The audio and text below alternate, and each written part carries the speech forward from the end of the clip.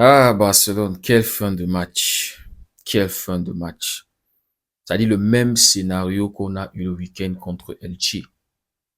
Le Barça pouvait tuer le match en première mi-temps et être tranquille. Le Barça avait la possibilité de mener un 5 en première mi-temps, marquer un 5 buts en première mi-temps contre Elche et la deuxième mi-temps être tranquille. Mais comme d'habitude, le Barça qui est incapable de tuer ses adversaires. Tu as affronté deux équipes qui ne sont pas à ton niveau. Elche, Albacete, deux équipes qui ne sont pas à ton niveau. Quand le Barça menait 2-0, il y avait 7 grosses occasions pour le Barça en ce moment-là. Côté Albacete, il y avait 0 grosse occasion. Mais cette fin de match, à partir de la 80e minute, jusqu'à ce que Albacete marque son but, c'était à la 87e minute. Il y a eu 3 grosses occasions pour Albacete, les gars. C'est-à-dire, on a vu la même chose le week-end dernier. Le Barça, 8 grosses occasions ce soir. 8 grosses occasions. Tu marques seulement 2 buts et tu encaisses un but qui te met dans une situation de panique. Les gars, quand je vois tout ça, je pense à la Champions League. Ce Barça qui garde toujours son adversaire en vie, alors que le Barça se crée tellement d'occasions. Elche le week-end, 10 grosses occasions. On avait tiré 30 fois pour marquer seulement 3 buts. Aujourd'hui, on a tiré 17 fois pour marquer seulement 2 buts. Et être dans une situation où on pouvait se manger une égalisation et devoir jouer la prolongation. Je crois qu'il y a la prolongation. Ah les gars, franchement, c'est quoi cette mauvaise habitude du Barça? Moi, je ne comprends pas ça. C'est pour ça que je n'ai pas espoir en Europe. Ferran Torres, lui, va marquer seulement les buts où il est hors jeu. Quand il n'est pas hors jeu, il ne peut pas marquer. Moi, je ne comprends pas ça. C'est-à-dire, Yamal a tout fait aujourd'hui. Donner des bonnes passes. Ferran Torres se rassure toujours qu'il va rater. Ses frappes vont être interceptées par le défenseur. Déjà, je n'ai pas vu tout le match. Donc, il y a certaines actions que, voilà, je n'ai pas vu tout le match. Surtout la première mi-temps, je n'ai pas vu. Deuxième mi-temps, je n'ai vraiment pas été focus. Mais Dani Olmo, j'ai vu le raté de Dani Olmo. Je crois que c'était sur une passe de Rashford. Inadmissible. Ferran Torres, il rentre. Il rate deux situations. Ah, les gars, ça me fait pas rêver.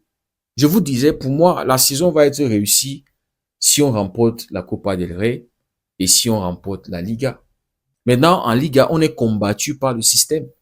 À chaque fois où on veut creuser l'écart, on nous ralentit. On se rassure qu'on va perdre des points pour que le Real Madrid continue d'exister puisqu'ils voient que le Real n'a pas le niveau européen. Le Real n'est même pas sûr de jouer les huitièmes de finale. Donc, ils essayent au moins que le Real soit dans cette course au titre et au moins quelque chose sur lequel ils peuvent s'accrocher. C'est ça le truc, les gars. Mais bon, victoire du Barça, 2-1.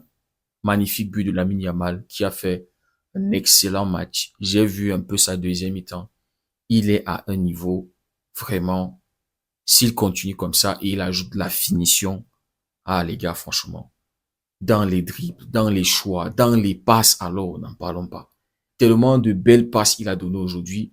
Il pouvait terminer ce match avec son but et au moins 2 passes décisives. C'est-à-dire pour ce que j'ai vu, les 2 passes qu'il a donné à Ferran Torres.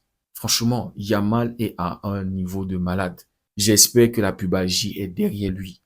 Parce que ça fait pas mal de matchs où il enchaîne 90 minutes, 90 minutes.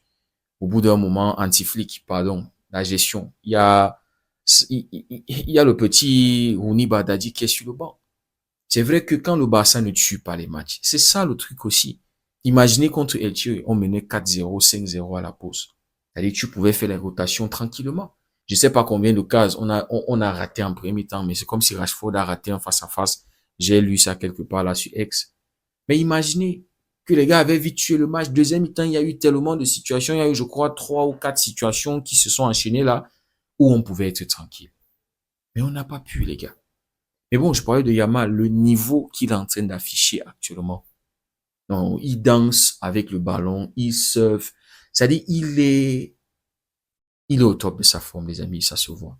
Ça fait énormément plaisir. Rashford, passeur décisif. Ronald Arroyo, qui marque le deuxième but. Ça, c'était en deuxième mi-temps. Sur coup de pied arrêté, le corner bien tiré de Rashford. Rashford aussi, ça va l'aider. Voilà, dans sa confiance. Arroyo, moi, c'est pas un joueur que je considère comme un joueur du Barça. Peut-être ça va lui faire du bien. Je sais pas s'il est blessé, je l'ai vu sortir là. Mais bon, c'est lui qui va marquer ce deuxième but, le but de la victoire, les gars. Albacete, qui avait éliminé les voisins il y a de cela 15 jours.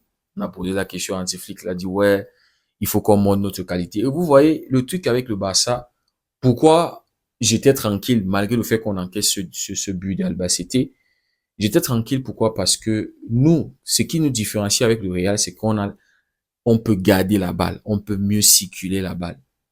Et on a vu que après le but d'Albacete, le Barça a essayé. C'est vrai que il y a une situation, il y a un sauvetage là de Gerard Martin sur la ligne, mais on a cette capacité à mieux contrôler la balle, à mieux garder la balle, circuler la balle.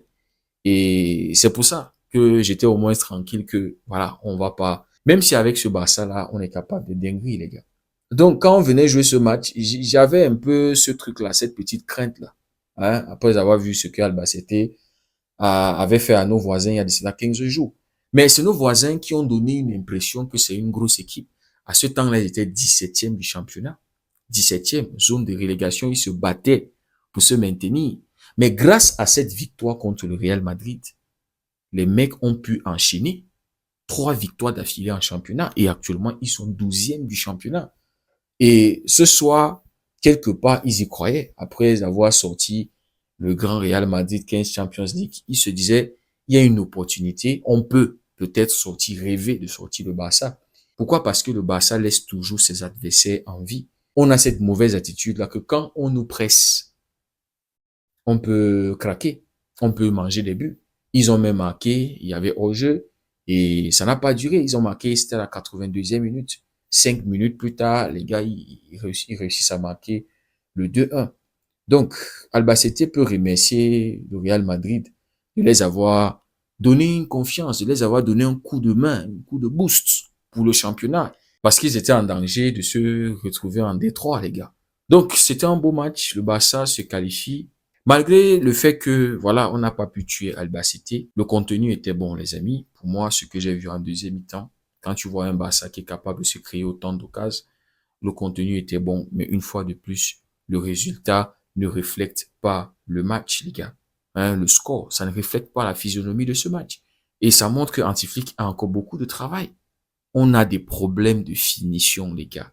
On a tellement de problèmes de finition. Ça devient trop alarmant. Et ça va nous faire du mal en Europe. C'est-à-dire, si on n'est pas capable de corriger ça avant le mois prochain où les huitièmes de finale vont débuter, ça va nous porter préjudice. Maintenant, pour terminer, ce n'est pas un hasard si Alvaro Arbeloa est arrivé avec 1 heure de retard à la conférence de presse d'après-match dimanche après la victoire contre le Rayo. Certains membres du vestiaire ne sont pas satisfaits de certaines de ces décisions. Ah là là là là là là là là là. Ah les Madeleines, c'est-à-dire vous êtes un club de clochards, c'est-à-dire vous êtes un club de clowns. C'est du divertissement avec vous. Hein? Vous avez une marionnette comme coach. Et c'est normal, c'est une marionnette. Pour un mec qui a un discours qui est répété, il dit les mêmes choses dans tous ces conférences de presse. Si on a perdu, c'est moi. Si on a fait ci, c'est moi. Il faut me blâmer, laisser mes joueurs, machin. C'est pas un coach, les amis. C'est un nounou. C'est un nounou.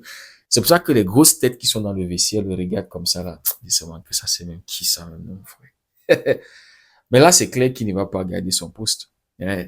J'espère seulement qu'il pourra terminer la saison. Avec l'aide de l'arbitrage en Liga, je pense que ça peut lui faire du bien. Mais bon, les amis, content du fait qu'on s'est qualifié pour les quarts de finale, on fait un pas de plus vers un deuxième trophée. Dites-moi ce que vous en pensez en commentaire. Si le contenu vous a plu, likez, partagez pour ceux qui découvrent cette communauté. N'hésitez surtout pas à nous rejoindre. Merci beaucoup d'avoir suivi la vidéo. Passez une belle nuit. On se dit à demain. Que Dieu vous garde.